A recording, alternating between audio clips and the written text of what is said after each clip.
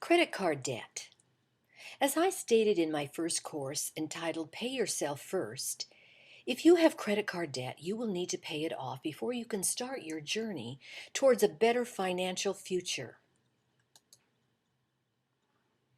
Did you know that credit card debt is the third largest source of household debt?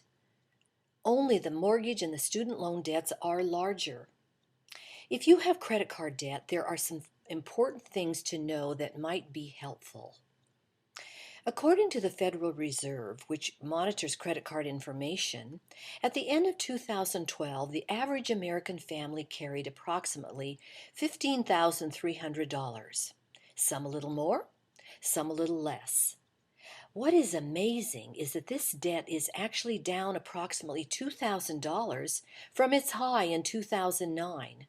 Not because conscientious Americans paid off their credit card balances or paid them down, but rather because by 2010, so many people defaulted on their credit card debt that credit card companies had to write off these very delinquent debts, which lowered the total amount of revolving credit card debt. Did you know that if you default on credit card debt, the IRS considers this amount as additional income? Most of us would probably agree that earning money as an employee is not easy. Wages have decreased since 2009. So why do so many people foolishly give away their hard-earned money in high-interest credit card payments? The most likely answer is that many people do not even know how much interest they are paying to use their credit cards, or they are in denial on how much they owe, especially if they use multiple cards. So what kind of a spender are you? Do you spend money wisely, or do you buy what you want instead of what you need? Do you live paycheck to paycheck, or do you save a portion of what you earn? Credit cards are overused by people who buy lots and lots of things that are considered liabilities. So if you overspend or you need a bank's credit, you are overpaying for liabilities and not assets because you are paying high interest payments on those liabilities. If you are one of the many Americans that carries credit card debt, your best investment over the next 5 years is to pay off your credit card debt. So my advice is to pay off what you owe as fast as you can. The faster you pay off this debt, the faster you will move toward upward mobility. There are strategies in paying off one or more credit card balances. Some people believe that consolidating multiple cards into one account, if possible, without incurring fees, would be the best way. Other people believe in paying off the smallest balance first to eliminate one less card sooner, then address the next largest card, and so on until all are paid off. This takes discipline and commitment. You might need the advice of a third party. For myself currently, I use several credit cards for business as well as one personal card. However, each one is paid off in full every month before its due date. No interest is generated because I use credit cards for their convenience, which is to my advantage, not to the bank's advantage. My background did not encourage credit card use in my formative years.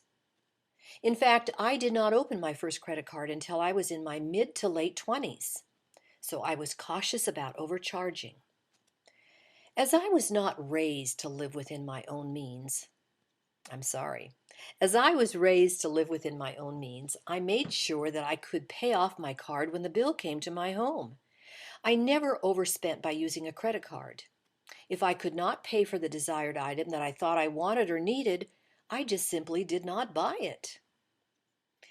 Getting into credit card debt creates fear.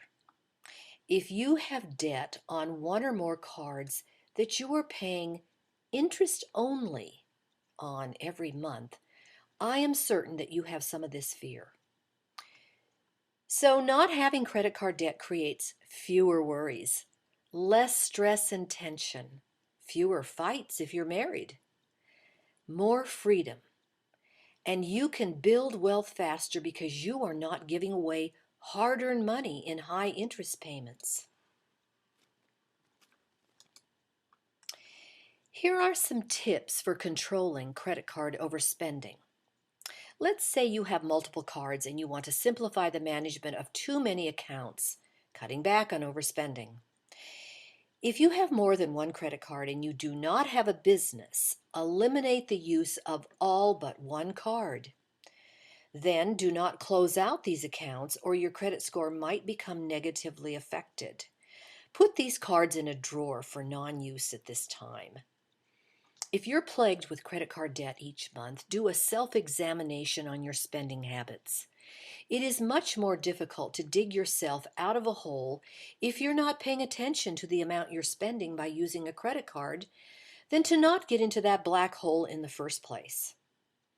Usually keeping track in your head will be enough to pay attention to the amount of money you charge on a credit card. If necessary, track your purchases. If you have overspent in the past, you want to cut back in the future and save more of your hard-earned money, my advice is to cut down on shopping, both online and offline. As consumers, we are constantly bombarded with ads, online and offline, TV, newspapers, and mailers to buy things we really don't need.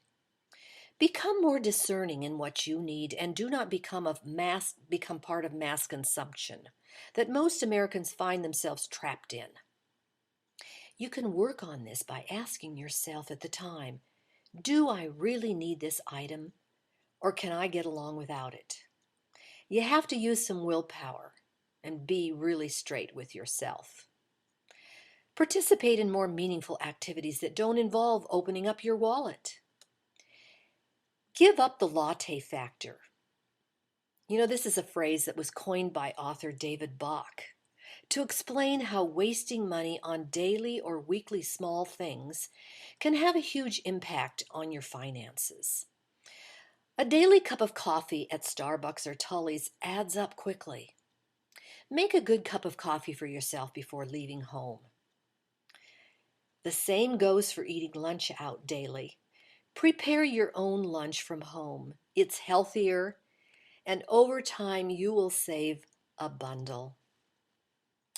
Scrutinize all of your monthly bills like your cable, your phone, your cell phone, your internet, utilities, mortgage payments, and rental spaces.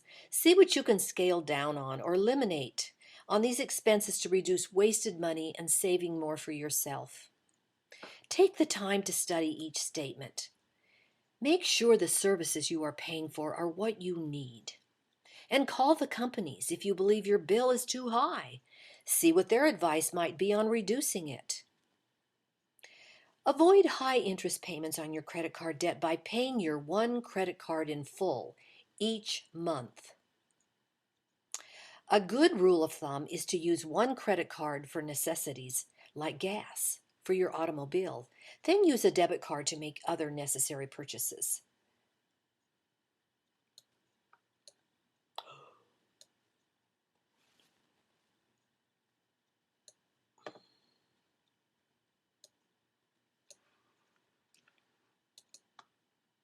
I have not addressed how to pay off credit card debt if you are many thousands of dollars in debt. I know this is a common problem among Americans because I have friends who have found themselves with thousands in credit card debt. Some banks will defer the interest for a year if you call and request it and tell them you're really working on paying this down. Some, however, will not. If you can't figure it out yourself, you might talk to someone you trust. But be aware that there are scams out there to help you pay down your debt, and they might require you to make your payments through them, and if they are not legitimate, they may not pay your bill. Beware and remember, the more people involved in your money matters, the less money you will have. You don't want to hire anyone to do the work you must do yourself. To pay off debt is a matter of commitment and discipline. But like saving money and watching it grow, you will begin to feel empowered as you see your debt move toward zero. There are 3 lessons to learn about credit card debt that I would like for you to remember. Number 1, Acknowledge to yourself that you can't become debt-free if you keep piling on the debt. Number 2, stop spending money you don't have on things you don't need. And number 3, spend less than you earn. Your bank account will thank you for it.